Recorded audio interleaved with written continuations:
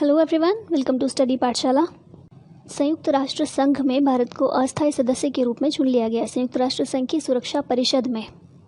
वैसे तो ये न्यूज़ काफ़ी पुरानी है, 2019 में भारत का चुनाव हुआ था इसके लिए, लेकिन अभी फिर से ये न्यूज़ में आया है, तो कुछ इस न्यूज़ के बारे में भी देख लेते हैं कि क्या हुआ है एक्चुअली, और संयुक्त राष्ट्र संघ और सुरक्षा परिषद के बारे में भी थोड़ी सी जानकारी देखेंगे।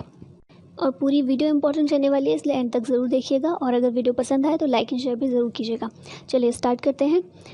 क्या किया गया है एक्चुअली, तो भारत को संयुक्त राष्ट्र संघ की सुरक्षा परिषद के लिए, यानी कि यूएन की जो सिक्योरिटी काउंसिल है उसके लिए अस्थायी सदस्य के रूप में चुन लिया गया है। ये चुनाव कितने सालों के लिए किया जाता है, जैसे कि नाम से ही समझ में आता है, अस्थायी सदस्य, यानी कि स्थायी नहीं है, कुछ सालों के लिए चुना जाएगा। तो इसीलिए 2 सालों के लिए जितने भी अस्थायी सदस्य होते हैं यूएन की सिक्योरिटी काउंसिल में, सुरक्षा परिषद में, उन्हें 2 सालों के लिए चुना जाता है। तो इसी तरह से भारत को भी 2 सालों के लिए चुना गया है। कब से कब तक के लिए, तो 1 जनवरी 2021 से भारत का कार्यकाल शुरू होगा और 31 दिसंबर 2022 तक वो कार्यकाल जारी रहेगा। यानी कि 2021 और 2022 के लिए भारत को यूएन सिक्योरिटी काउंसिल में अस्थायी सदस्य के रूप में चुना गया है। चुनाव के बारे में थोड़ा इंपॉर्टेंट चीज़ें देखें तो संयुक्त राष्ट्र संघ की जो महासभा है, जो आम सभा जिसको कहते हैं, इसमें जितने भी सदस्य हैं संयुक्त राष्ट्र संघ के वो सभी शामिल होते हैं। फिलहाल सदस्य कितने हैं, 193। तो वो सभी मिलकर चुनाव करते हैं। जो 193 सदस्य हैं सब मिलकर ये चुनाव करते हैं कि संयुक्त राष्ट्र संघ की जो अस्थायी सदस्यता है उसके लिए जो भी दावेदार होंगे उनका चुनाव किया जाता है इन 193 सदस्यों के द्वारा। ठीक है, तो ये जो महासभा के 193 सदस्य हैं, इन सब ने मिलकर भारत को चुना है। और इनमें से भारत को वोट कितने ने किया है, तो 184 सदस्यों ने भारत की साइड वोट किया है, भारत के पक्ष में वोट किया है। ठीक है, 193 में से 184 मत भारत को मिले हैं और इसी के साथ भारत की जीत हुई है। और भारत के साथ साथ आयरलैंड, मेक्सिको और नॉर्वे, इन देशों ने भी सुरक्षा परिषद के ये चुनाव जीते हैं अस्थायी सदस्यता के लिए। ठीक है, तो भारत, आयरलैंड, मेक्सिको, नॉर्वे, ये सभी देश अस्थायी सदस्य रहेंगे 2021 से लेकर 2022 तक संयुक्त राष्ट्र संघ के। कुछ और इम्पोर्टेंट चीज़ें देखें तो एशिया प्रशांत क्षेत्र से जो अभी चुनाव हुए हैं 2021-22 के लिए, उसमें भारत एकमात्र उम्मीदवार था। ठीक है, भारत के अपोजिट में कोई भी कंट्री नहीं थी। एशिया प्रशांत क्षेत्र से भारत एकमात्र सदस्य देश था जिसने कि उम्मीदवारी में भाग लिया था। ठीक है, और ये बहुत ज़्यादा इंपॉर्टेंट है, याद रखिएगा कि संयुक्त राष्ट्र के इतिहास में भारत 8वीं बार इस सदस्यता के लिए निर्वाचित हुआ है। ठीक है, भारत 8वीं बार इसके लिए निर्वाचित हुआ है। पहली बार याद रखिएगा, इंपॉर्टेंट है जानना, पहली बार कब भारत निर्वाचित हुआ था इस सीट के लिए, अस्थायी सदस्यता के लिए, पहली बार 1950 में। ठीक है, और 2021-22 के लिए भारत 8वीं बार चुना गया है। ठीक है, और बहुत ही भारी बहुमत से भारत चुना गया है। अब थोड़ा सा जान लेते हैं संयुक्त राष्ट्र संघ के बारे में। तो इसकी स्थापना हुई थी 1945 में। 1945 में स्थापना हुई थी। फिलहाल हम देखते हैं 193 कंट्रीज़ हैं, लेकिन स्थापना सिर्फ 50 देशों के द्वारा की गई थी। जो स्टार्टिंग में जो साइन किए गए थे, ट्रीटी पर संधि की गई थी, उसके ज़रिए सिर्फ 50 देशों ने ये संधि की थी। 50 देशों ने इसकी शुरुआत की थी 1945 में। 1945 में शुरुआत इसकी हुई लीग ऑफ नेशंस के उत्तराधिकारी के रूप में। आपने अगर वर्ल्ड हिस्ट्री पढ़ी होगी तो आपने पढ़ा होगा कि फर्स्ट वर्ल्ड वॉर के बाद लीग ऑफ नेशन की स्थापना की गई थी।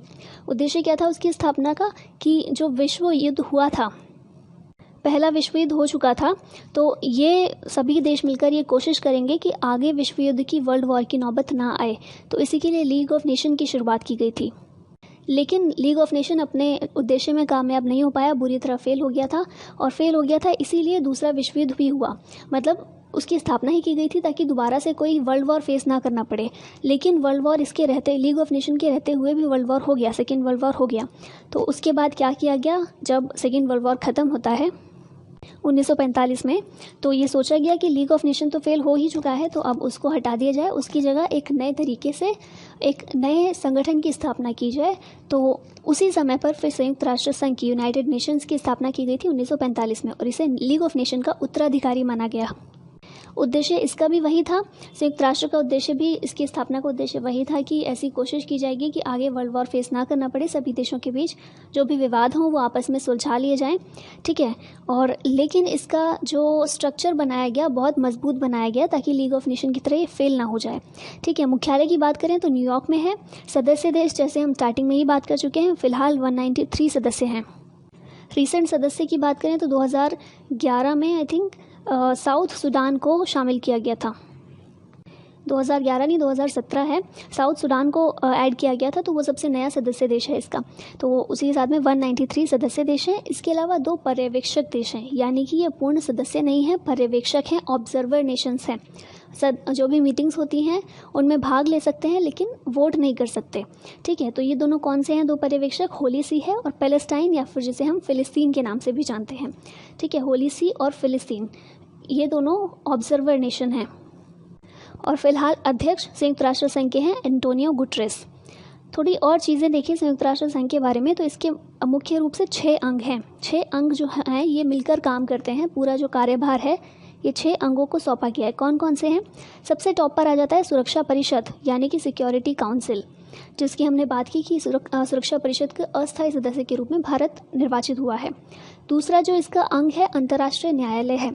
जो भी विवाद होते हैं अंतर्राष्ट्रीय स्तर पर देशों के बीच में, वो सुलझाने का काम ये अंतर्राष्ट्रीय न्यायालय करता है। International court of justice ICJ के नाम से भी जानते हैं, और इसका जो मुख्यालय है हेग में है। ठीक है, अंतर्राष्ट्रीय न्यायालय ये संयुक्त राष्ट्र संघ का एक अंग है। फिर तीसरा अंग है महासभा, जो हमने अब देखा था ना स्टार्टिंग में कि महासभा ही संयुक्त राष्ट्र के अस्थायी सदस्यों का चुनाव करती है। और कुछ भी काम होगा ना, कोई भी अगर मुद्दा लेकर आया गया है संयुक्त राष्ट्र में, यूनाइटेड नेशंस में, तो उस पर जब भी बातचीत होती है तो महासभा मिलकर ही बातचीत करती है।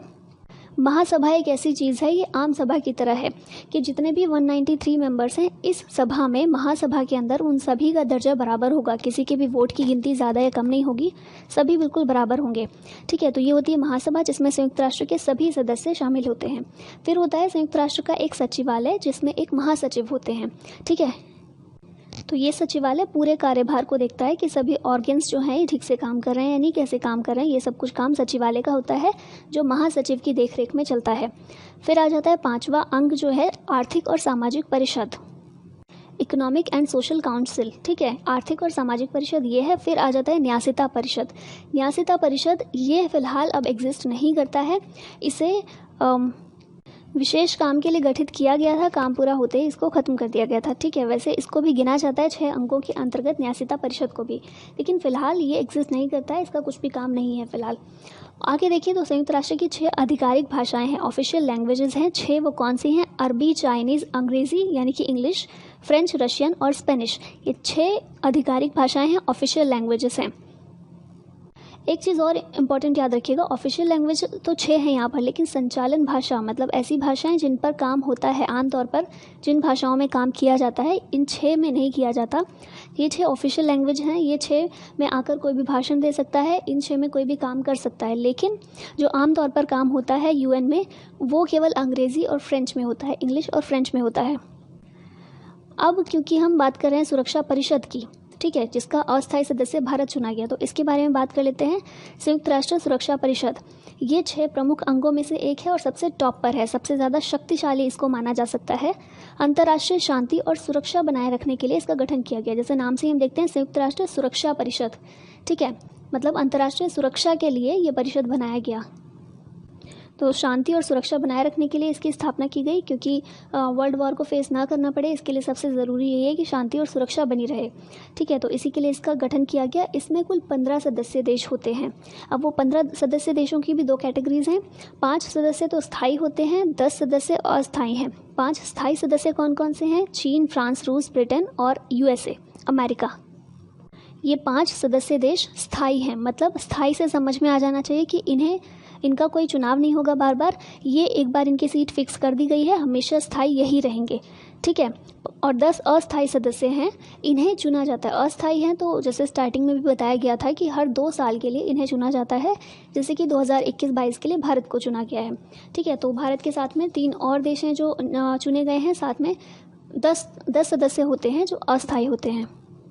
और इसके लिए ये हमेशा डिबेट का कारण भी बना रहता है कि स्थायी सदस्य 5 हैं, अस्थायी 10 हैं। ठीक है, 15 सदस्य हैं, लेकिन टोटल संख्या देखिए कितनी है संयुक्त राष्ट्र के सदस्यों की? 193। तो उस हिसाब से देखिए तो ये 15 सदस्य बहुत कम है। तो कहा जाता है कि और अब जो 1945 जब इसका पूरा स्ट्रक्चर तैयार हुआ था, उस टाइम सिचुएशन कुछ और थी, आज कुछ और है। आज हम उस समय हम सिर्फ आज़ाद हुए थे, बल्कि 1945 में तो स्थापना हो गई थी, हम 47 में आज़ाद हुए थे। है ना। तो अब स्ट्रक्चर, जो विश्व का स्ट्रक्चर है वो चेंज हो चुका है, देशों की सिचुएशन चेंज हो चुकी है, देश बहुत आगे बढ़ चुके हैं, ठीक है। डेवलपिंग कंट्रीज़ बहुत ज़्यादा इमर्जिंग इकोनॉमीज़ निकल कर सामने आई हैं। ब्राज़ील जैसा देश है, ऑस्ट्रेलिया है, न्यूजीलैंड है, भारत है, साउथ अफ्रीका है। ये कंट्रीज़ कुछ ऐसी हैं जो बहुत अच्छा कर रही हैं वैश्विक स्तर पर। तो इसलिए ये बात उठाई जाती रही है और अभी भी उठाई जाती रहती है कि ये जो स्ट्रक्चर है संयुक्त राष्ट्र सुरक्षा परिषद का, सिक्योरिटी काउंसिल का, इसको चेंज करना चाहिए, इसमें सुधार करना चाहिए, रिफॉर्म करना चाहिए और ये जो सदस्य संख्या है बढ़ानी चाहिए। 5 से स्थायी सदस्यों की भी संख्या 5 से ज़्यादा करनी चाहिए और अस्थायी सदस्यों की भी बढ़ानी चाहिए, क्योंकि 193 मेंबर्स के अकॉर्डिंग बहुत कम है, ठीक है।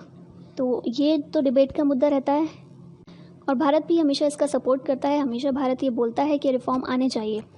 अब आगे देख लेते हैं थोड़ा और इसके बारे में। तो 10 अस्थायी सदस्य जो हैं क्षेत्रीय आधार पर सामान्य सभा द्वारा चुने जाते हैं। हमने देखा था महासभा जो होती है 193 सदस्य जिसमें है पूरे, वो सब मिलकर चुनाव करते हैं।